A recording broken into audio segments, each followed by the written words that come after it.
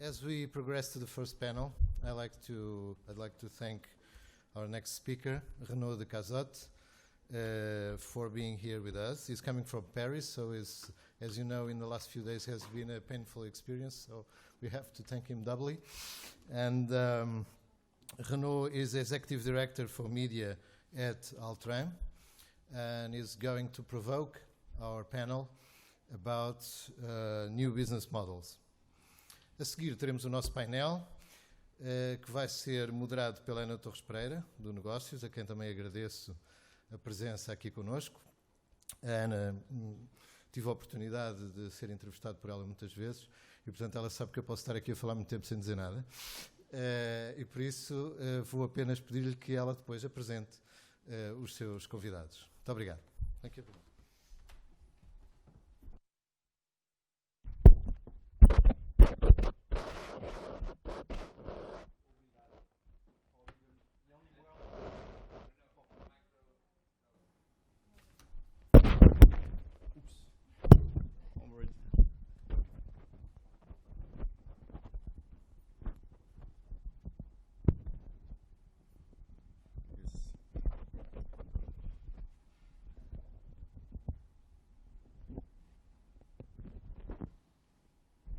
Yes, obrigado. Probably the only word I would say in Portuguese, sorry. Can you hear me? I'm not sure. Yes? Yes? Okay. So thank you very much for being there. It's really a pleasure to have such a crowded audience. I will speak slowly in English, so I hope you will understand me. I just would like to do a poll, actually, since we are in the interactivity play with the first presentation. I'm sorry, I don't use any very techy and digital interactivity means. I would like to know, if you could raise your hands, how many of you have more than 4 screens or are watching 4 screens every day of your life, per day? Okay, so I think you are a really connected audience, which is a good sign, and I hope this will be confirmed by my presentation. Need to press here, no? Yes. So today I will drive you through different facts, figures, just to launch a little bit the debates that we'll have after my presentation around basically media, of course, but I will focus a bit more on the TV and video sector, which is, as you know, a booming sector. So my presentation will go through first some market figures and some trends, and then I will try to provide you with some ideas on the challenges that we see, at least that we see in Altran in our company, and then we'll finish with a demo that we have put together in Altran to try to solve part of the challenges that we've been seeing in that market. So we have entered into really a post-PC era. I would say that the last 40 years has been dominated by the IT and the PC. And I would say that the next 40 years will be probably dominated by data. And this is a real trend. I have shown some few numbers here on the slides. More than 3 billion of people connected to the internet soon. Up to 50 billion devices that will be connected. The Internet of Things is coming big time worldwide. More and more people watching TV with something in their hands, tablets or smartphones. And this is a given. In terms of revenues, more than 11 billion of revenue generated by this industry, which is huge, with more tablets and smartphones being sold than PCs. In terms of also striking numbers that I would like to underline is most of the internet traffic is taken out of mobile, and we saw it as well in the previous presentation. Mobility is absolutely key and is a big trend. As far as what is seen on the internet and what people are doing on the internet, it's mostly about video. 70% of the traffic is taken by video. And the density in terms of smartphones and tablets is increasingly high. So this is the world we are living in, and it's pretty complex. It is fragmented, and but it's fun. So when we look more into the video and TV business and the market, we see a number of trends. We want more screens. I was doing that previous poll just to have a bit of a feeling on where do you stand, but it's true that everybody wants more screens. Actually, the content is becoming so liquid that we need a maximum of screens to consume that content. So 85% of people watching TV have tablets, smartphones in their hands. They use 40% use their device at least once a day watching TV. And this is a big trend, and it's all group age. No worries on that. The fact is, the people are supposedly watching TV, but however, they are probably doing something else. And this is a concern, because while you are probably have your TV on, you are probably doing your emails, you are probably chatting, you are probably doing something completely different than watching TV. And this is a big concern for the TV industry, as you may know. Another trend is its personalization. But personalization is about context, actually. And this is why it is of prime importance that once you are in this industry, in the TV industry, you need to be connected to a connected device ecosystem in order to bring that context and to do that personalization. So personalization and context are linked pretty much together. So it's more than a logic about of screen logic. It's more about a context logic. That's what we're seeing. And this is where tools like recommendation is becoming absolutely key. In order that the content finds you. You will not anymore look for content, but the content is going to look for you, which is kind of worrying, by the way. All of this actually means more video consumptions to the market. The share on time spent watching videos on connected device has increased by 160% in 2013. 65% of tablet owners view 1 hour of video per day. And this is huge, huge, huge. 46 billion online videos are supported by almost 33 billion videos ads in September in the US. So the numbers are big, big, big on online video consumptions. And this could be a worry, actually, for the traditional TV, as you may think about.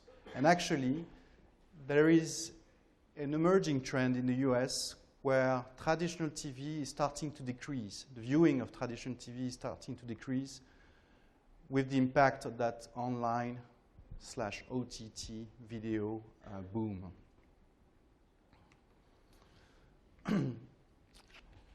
Consumer habits. I was talking about second screens and having other tablets in their hands or smartphones. What is very notable is that we are now speaking about active users, active consumers, participating consumers. The game has changed. Now, the viewer are able to produce their own content and put it online. So the lines are very fuzzy. The other thing which is interesting to note as well is, particularly with the young people, is that we call the digital natives, is that, and this number is very impressive, it's coming from Time in corporations. They found that during non-working hours, digital natives are switching platforms every other minute. And for the people under 30, they are doing this 27 times every minute, which is a huge number. The other trend that we see in the video and online video market is what we call the binging viewing. You probably heard about what has done Netflix by launching their famous House of Cards series.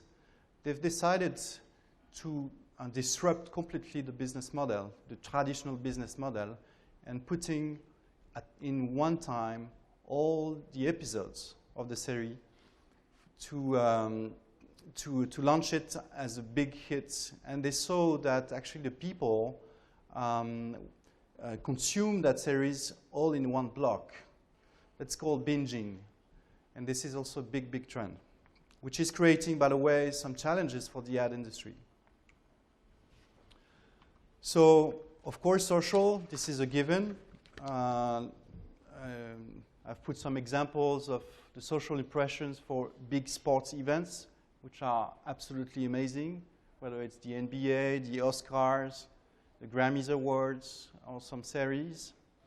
But more than social, it goes to participative TV. Now the consumer are even providing the scenarios of the series. You can orient the story that you are watching by voting, by electing, by providing your impressions on Facebook. And this is absolutely a big challenge as well for the content provider, the TV service provider or the video providers. This is what the market is asking for.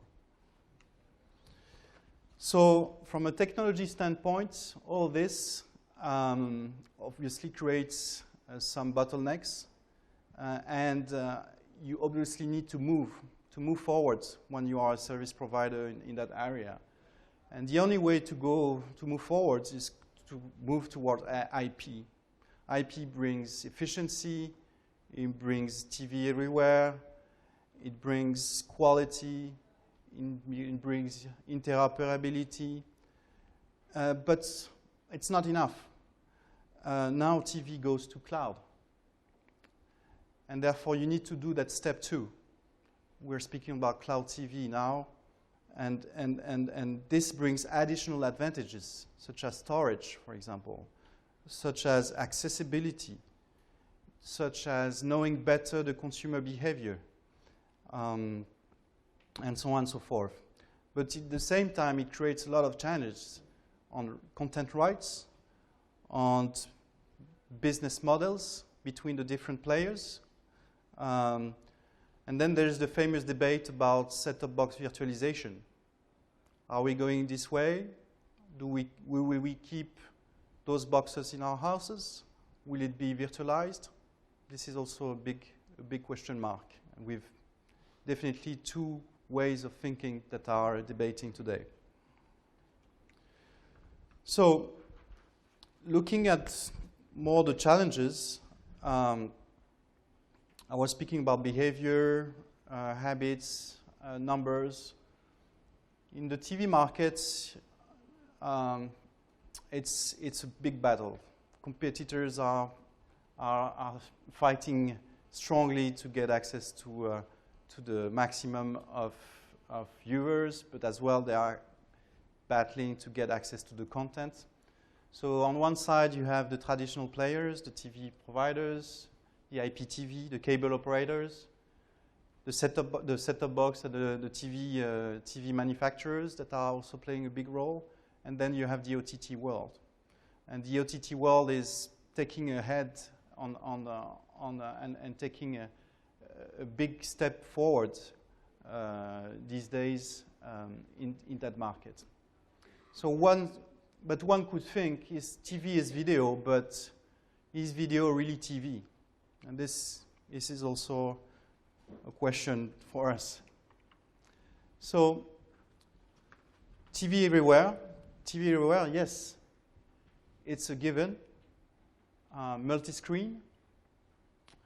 But the challenges that we see are that if you don't adapt such a multi-screen strategy, you are out of the business. So you must go this way. The OTT service providers that are coming into the market are changing the game and are forcing the others to move. And there are some new partnerships coming up. Well, Netflix partnering with MGM, and then in reaction, BBC partnering with Amazon in order to be in that battle. So the TV everywhere question is more also a where is the money question. Where do I monetize my content with so many screens? Another trend that is interesting to notice is the premium content consumption, which is now accounting for most growth in the video market.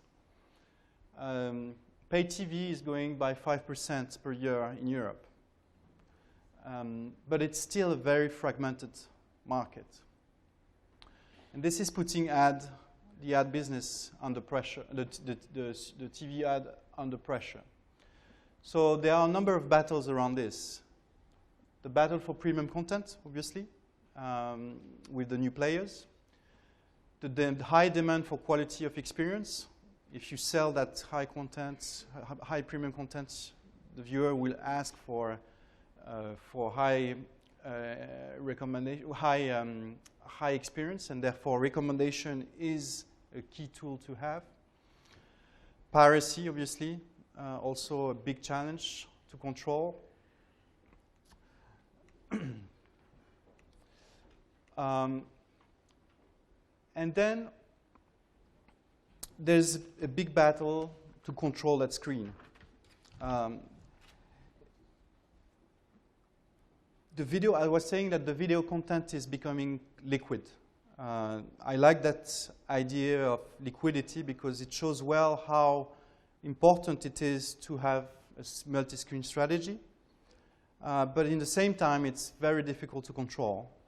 It's very difficult to put the necessary DRM in place.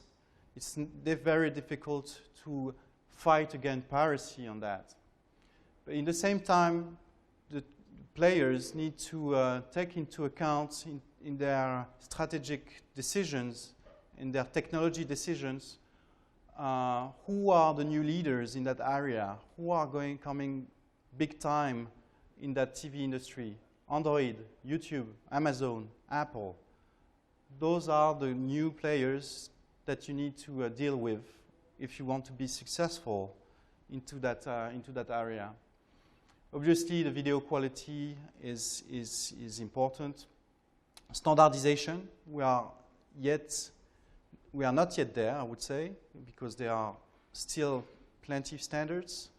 A lot of industry push from TV set manufacturers, from set-top box manufacturers, from OS manufacturers. And still, the aim of all this is to keep the viewer engaged. In terms of advertising, I like to quote a very famous marketing person from the US, John Wanamaker, who used to say, "Half of my advertising budget is useless, but I don't know which half." Which is very true.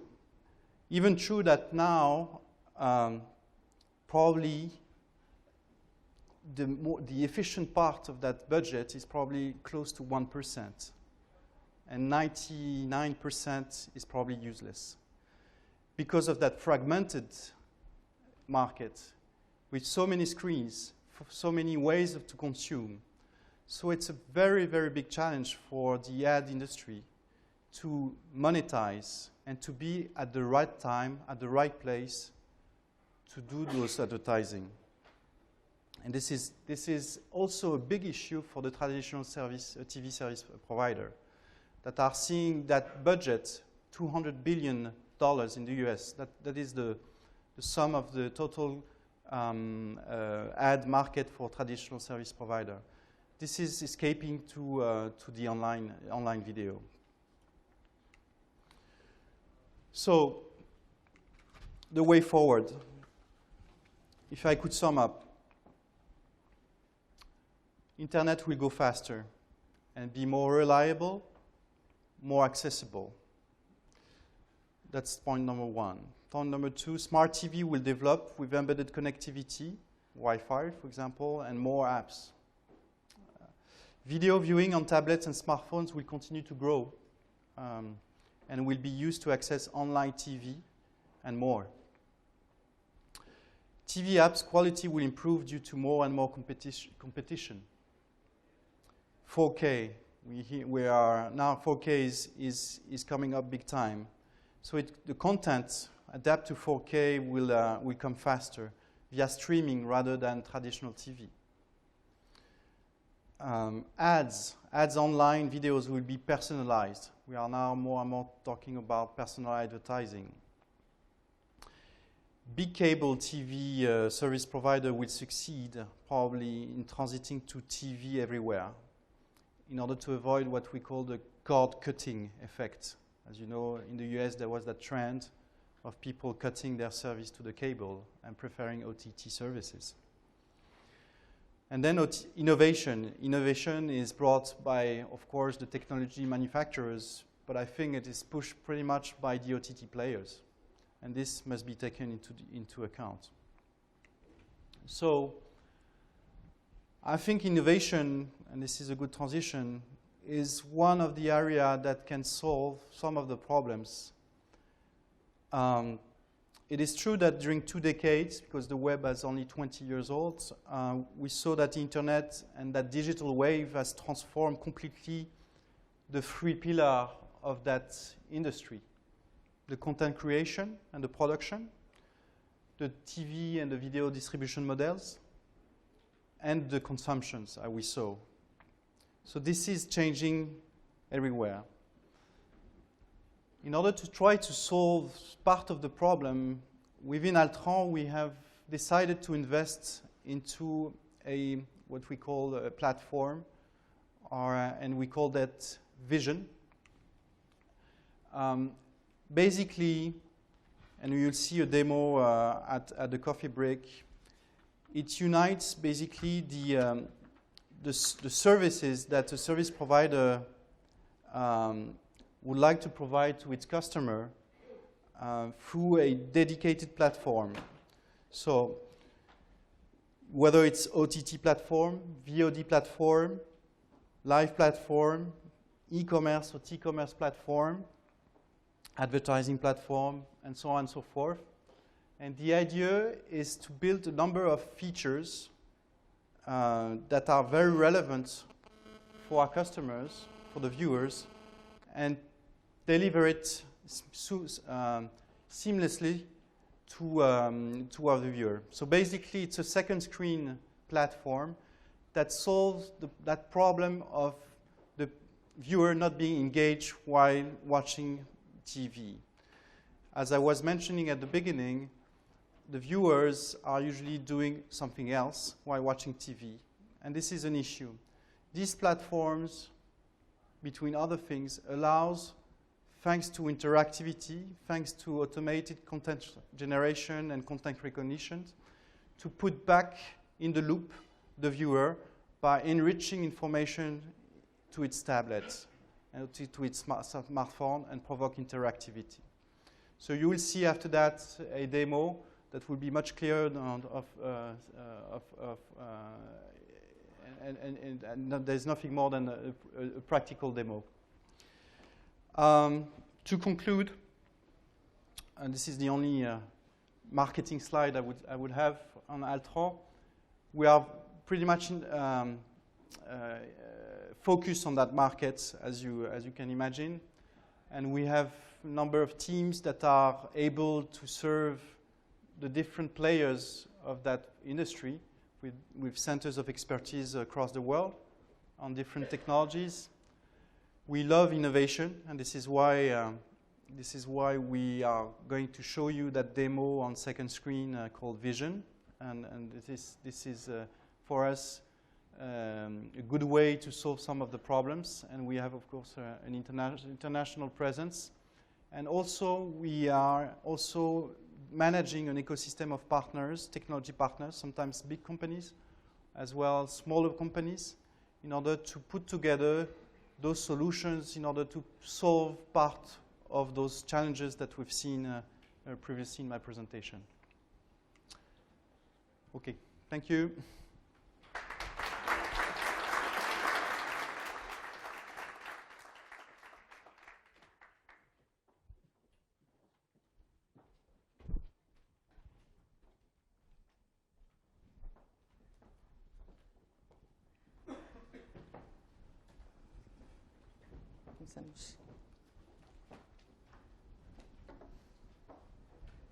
Bom dia a todos. Antes de mais, quero agradecer à PDC, em meu nome, em nome do Jornal de Negócios, mais uma vez ao professor Rogério Carapuça. As perguntas que lhe fiz não foram assim tão difíceis, até porque não as respondia, portanto agora é mais simpático comigo. Quando o Negócios surgiu, éramos um jornal semanário e um online que sempre foi rentável. Quando chegava, às vezes, às 7 ou 8 da tarde, o servidor não corria bem e tínhamos que ir mais cedo para casa e os nossos leitores não tinham serviço. Isto era em 97, portanto não foi assim há tanto tempo quanto isso.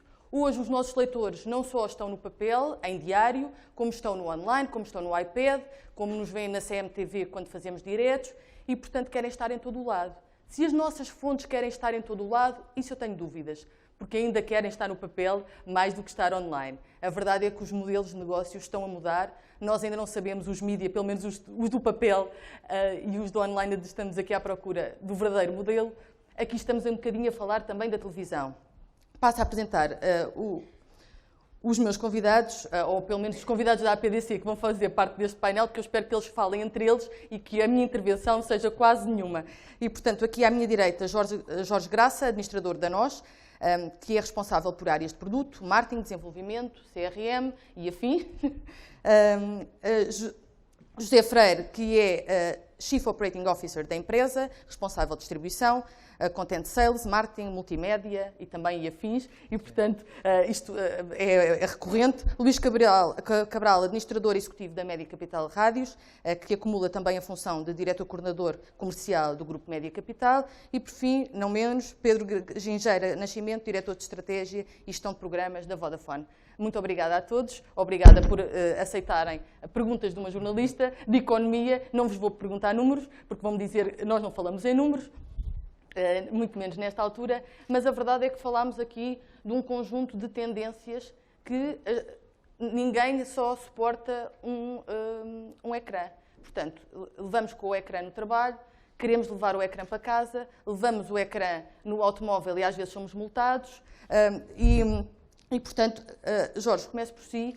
Que grandes tendências é que vê aqui e se efetivamente as empresas, quer dos fabricantes, quer dos operadores, estão adaptados a uma mudança tão rápida? O consumidor está mesmo no centro? Bom, antes de mais, bom dia a todos. Queria agradecer o convite.